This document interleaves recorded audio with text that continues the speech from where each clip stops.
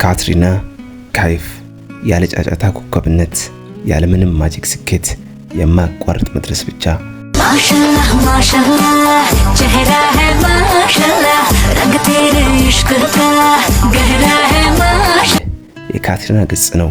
ትውልዷ ሆንግ ኮንግ ከተማ፣ ጊዜው 1983 ጁላይ 16። ሙሐመድ ካይፍ የካሽሚር ዘር ያለው እንግሊዛዊ ሲሆን ወላጅ አባቷ ነው ሲዛን ቱርኮት እንግሊዛዊ ጠበቃና የበጎ አድራጎት ሰራተኛ። ይህች በደም ወላጅ እናቷ ናት። የእርሷ ሙሉ ስም ካትሪና ሮዝመሪ ቱርኮት የቦሊውድ አንጸባራቂ ኮከብ። ዛሬ ከእርሷ ጋር ቆይታ እናደርጋለን። እስከ ፕሮግራሙ ፍጻሜ ድረስ አብራችሁን ቆዩ።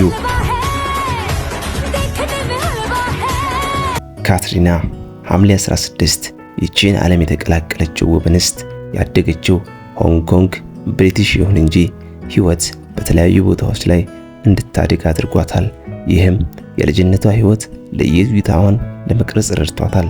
ያደገቻቸውን ቦታዎች ቢዘረዘሩ እንደ ቻይና፣ ጃፓን፣ ፈረንሳይ፣ ስዊዘርላንድ፣ ፖላንድ፣ ቤልጂየም፣ ሃዋይና እንግሊዝ ይገኙበታል። ታዲያ ይህ እንዲሆን ያደረገው ቤተሰቦቿ ከሀገር ሀገር እየተንቀሳቀሱ ስለሚሰሩ ነው። ገና በአስራዎቹ እድሜዋ የሞዴሊንግ ስራ ጀመረች። ተፈጥሮ የሰጣት ቁመናና መልከ መልካምነቷ ለዚህ ለሞዴሊንግ የነበረው አስተዋጽኦ ቀላል አልነበረም። እርሷም የመጀመሪያው የሆነውን ትልቅ ስራ በለጋ እድሜዋ አገኘች። በለንደን በተካሄደው የፋሽን ትርኢት ላይ አንድ ህንዳዊ ፊልም ሰሪ አይን ውስጥ ገባች። ያ ሰው ካይዛድ ጉስታድ ይሰኛል። የግለሰብ ታዲያ ወለቱ ቦምቤይ መተዳደሪያውን ፊልም ዳይሬክቲንግ፣ ስክሪፕት ጽሑፍና አዘጋጅ የሆነ ግለሰብ ነው። የእርሱ እይታም የካትሪናን ህይወት ወደ አንድ መስመር ውስጥ አስገባው።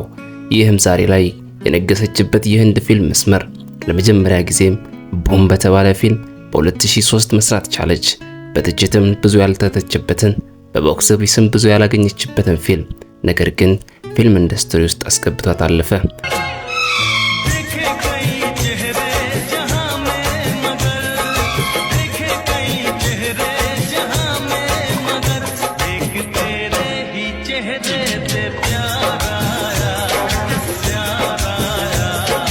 ካትሪና ግን አንድን ፈተና ገጠማት። ያ ፈተናም የህንድን ቋንቋ መናገር አለመቻሏ ነበር።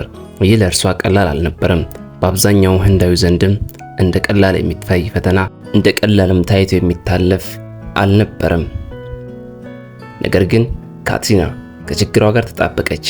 እርሱም ፍሬያማ ሆነላትና በቴሉጉ ፊልም ሚልስዋሪ በ2004 ትልቅ ረፍት ካደረገች በኋላ እንደ ሜምፒያር ኪዮንኪያ ካሉ ሰዎች ጋር ፊልምም በቦሊውድ ውስጥ በመስራት እግሯን ለማስገባት ቻለች እና ማስቀጥላ ነማስቴ ለንደንን በ2007 ሰራች።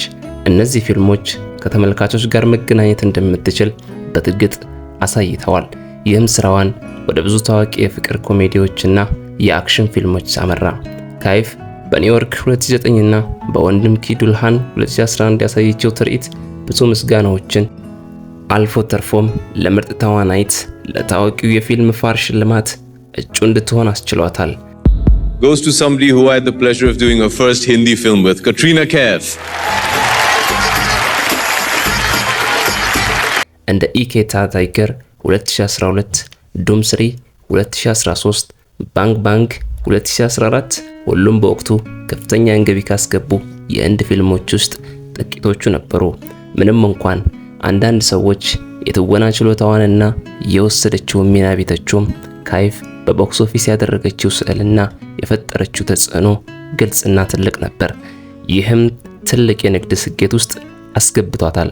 በአሁኑ ጊዜ እንደ ታይገር ዚንዳ ሃይ በ2017፣ ባህራት 2019 እና ሶሪያ ቫንስል 2021 ባሉ ታዋቂ ፊልሞች ላይ በመወከል ጎልታ ወጥታ ታይታለች። አሁንም እየጠነከረች ነው። በዜሮ 2015 ውስጥ የአልኮል ሱሰኛ ተዋናይት የነበራት ሚና ለምርጥ ረዳት ተዋናይ የጊዜ ሽልማትን እንድታሸንፍ አድርጓታል።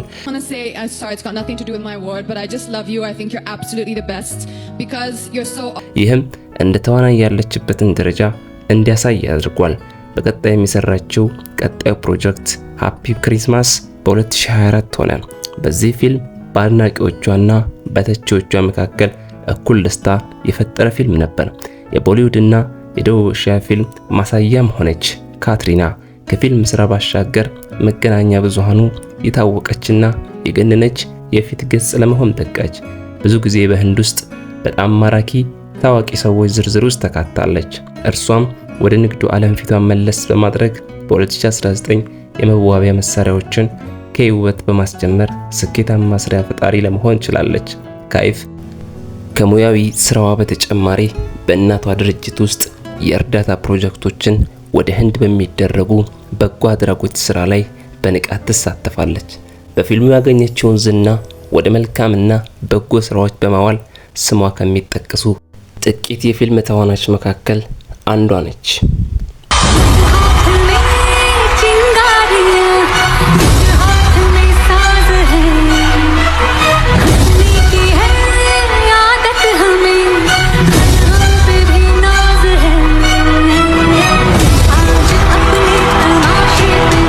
የካትሪና ሌላው አነጋጋሪውና አወዛጋቢው የፍቅር ታሪኳ ነው።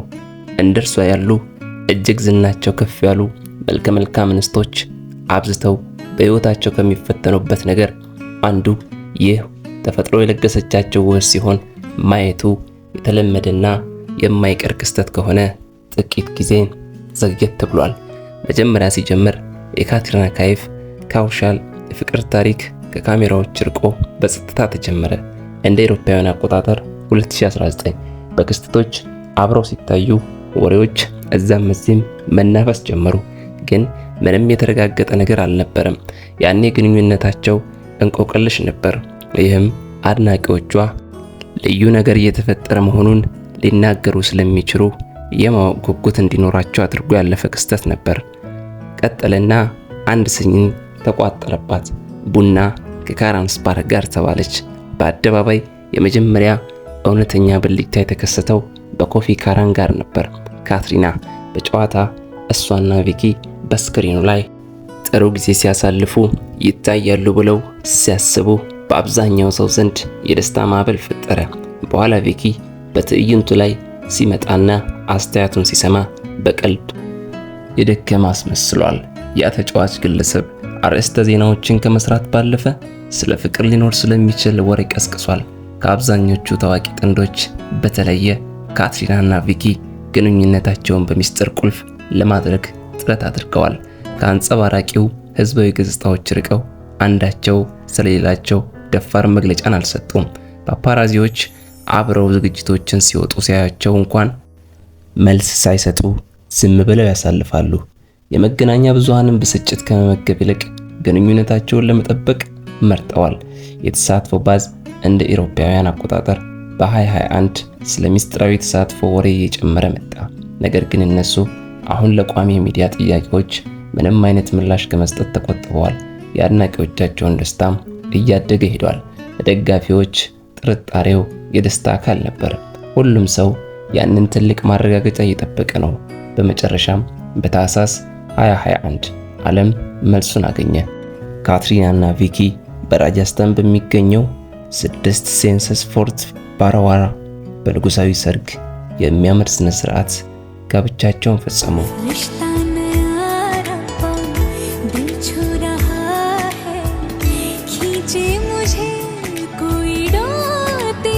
ከዛም ህይወት እንደ ሚስት እንደ እናት መኖር ጀመረ። ካትሪናና ቪኪ ከተጋቡ በኋላ በተቀላጠፈ ሁኔታ ወደ አዲስ ህይወታቸው ገቡ። በፊልም ማሳያዎች ላይ ሁልጊዜ እርስ በርስ መደጋገፍ፣ የቤተሰብ ዝግጅቶችን መቀላቀልና በዓላትን ጎን ለጎን በማክበር የግልና የስራን ህይወቷን ማመጣጠን ችላለች። አድናቂዎቿም ንዝረታቸውና ወደ ምድር የወረዱበት አፍቃሪና እውነተኛ የሆኑበትን መንገድ ወደውላታል። በሴፕቴምበር 23 2025 ካትሪና ለአድናቂዎቿን በማክበር ሌላ አዲስ ሰርፕራይዝ ይዛ መጣች። ካትሪና ጥቁርና ነጭ ፓሮላይድ በኢንስታግራም ላይ አጋራች። የልጇን እብጠት ከቪኪ ጋር ከጎኗ ይዛለች። መግለጫው በደስታና በአመስጋኝነት በተሞላ ልብ የህይወታችን ምርጥ ምዕራፍ ለመጀመር በመንገዳችን ላይ ነን ይላል። ካትሪና ካይፍ በፊልም ኢንዱስትሪ ውስጥ ያደረገችው ጉዞ ቀላል የሚባል አልነበረም። ከቋንቋ መሰናክሎች አንስቶ እስከ ቦክስ ኦፊስ ፍሎፕ ድረስ በከፍተኛ ጥረትና በጸጥታ በቆራጥነት ሰርታለች። ከስክሪን ውጭም እውነተኛ አርአያ ሆናለች።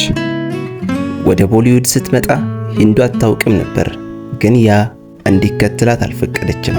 ከራሷ ላይ በጥረቷ አስወገደችው እንጂ።